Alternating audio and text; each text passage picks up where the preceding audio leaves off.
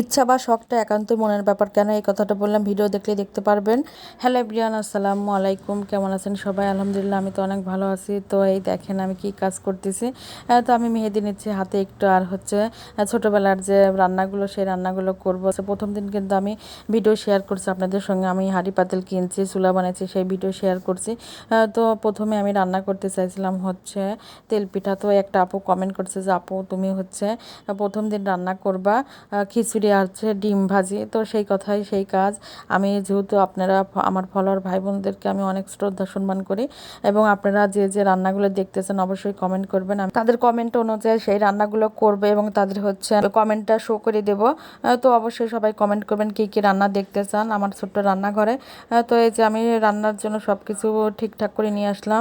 তো ওই আপুর কথা মতো আজকে আমি রান্না করব খিচুড়ি আর হচ্ছে ডিম ভাজি। তো এই যে চাউলটা ওইখান থেকে ধুয়ে নিয়ে আসলাম, চাউল ধুয়ে ঠিকঠাক করে নিয়ে আমি রান্নায় চলে আসলাম আমার ছোট্ট চুলাতে।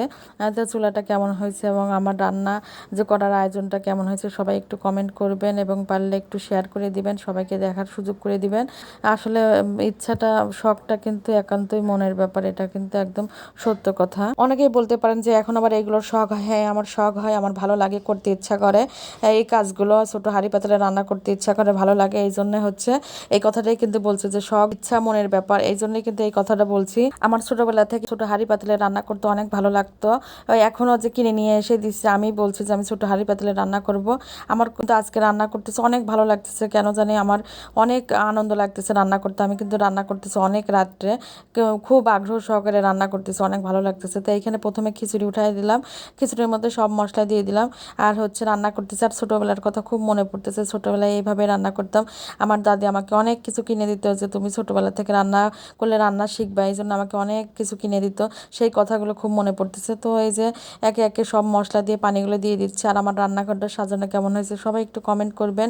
আর হচ্ছে এই যে প্রথমে খিচুড়িটা রান্না করে তারপর হচ্ছে ডিমটা ভেজে নেব।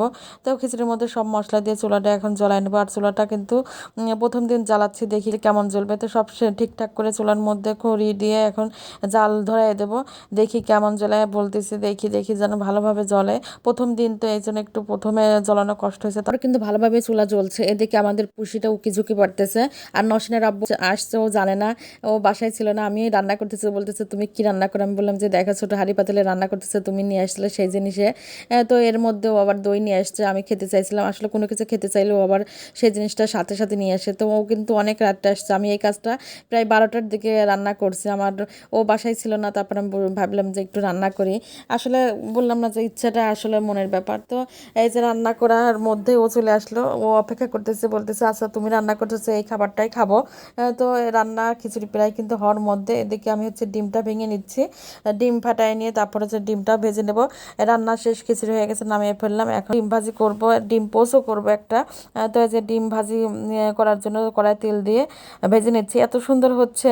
আর চুলাই এত ভালো জাল জ্বলতেছে, প্রথমে একটু কষ্ট হয়েছে, তারপর কিন্তু অনেক ভালো জাল ধরছে। আস্তে আস্তে সবগুলো ভেজে নিচ্ছি, সত্যি খুব ছোটবেলার কথা খুবই মনে পড়তেছে।